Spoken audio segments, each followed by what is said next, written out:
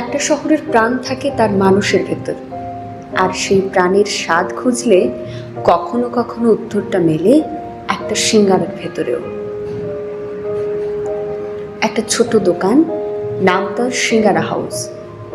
দোকানের সাইনবোর্ড নেই, তবুও মানুষ জানে এখানে প্রতিদিন স্বাদের মেলা বসে। 1962 সালে কানাইলাল সরকার শুরু করেছিলেন এই দোকান। আজ তার নাতি সঞ্জয় সরকার সেই স্বপ্নটাই বহন করছেন।